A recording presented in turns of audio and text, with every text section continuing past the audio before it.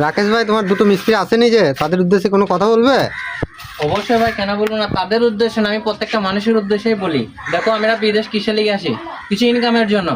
এই 3 দিনকার রাস্তা যে আমরা এসে এখানে বসে থাকার জন্য এসে, মানুষের শরীর খারাপ হলো, অসুস্থ হলো, সেটা একটা আলাদা ব্যাপার। যে আমার শরীর খারাপ, আমি কাজে যেতে পারলাম না, সেটা একটা আলাদা ব্যাপার। আর আমাদের কিছু রুমের ছেলেরা আছে যে তাদের শরীর খারাপ নাই, কিছু নাই, ঠিক আছে, সপ্তাহে 4টি থেকে 5টা খুব জোর হলে হয়।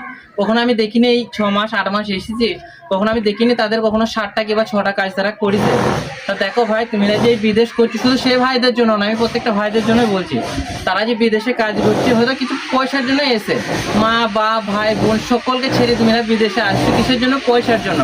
তাহলে এখানে তুমি এসে কি ফালতু বসে থেকে তোমাদের লাভ হচ্ছে? এই যে রুমে তুমি ফালতু বসে আছো, ফালতু দুটো মিস্ত্রি আমার বসে আছে, তাদের কোনো ফায়দা নাই। তাদের শরীর খারাপও না, তারা কোনো অসুস্থ না, কিছু না, তার সত্ত্বেও তারা রুমে বসে আছে।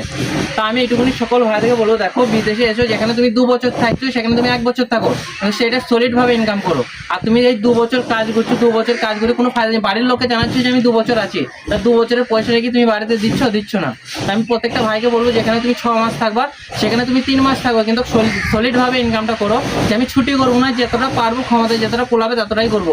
আর শরীর খারাপ হলো, অসুস্থ হলো, তুমি ছুটি করো, ঠিক আছে। তুমি শরীর খারাপ নাই, অসুস্থ নাই, যে রুমে সকাল 7টা বাজে ওঠার চেষ্টা করছি, তোমাকে তো পায়ে করে লাদ মেরে মেরে তুলাতে হয়েছে, চোরে ভাই চো কাজে চো। আমি যে তোমাকে তুলাইছি, তুমি কি আমাকে 500 টাকা দেবো? আমাকে দেবো না। আমি তোমার ভালোর জন্য তোমাকে তুলাচ্ছি।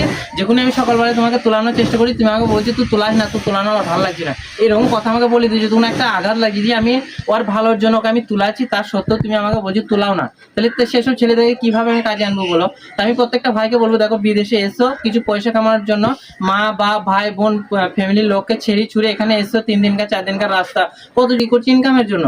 তা আমি প্রত্যেকটা ভাইকে বলবো, দেখো কেউ বিদেশে এসে বসি খেও না।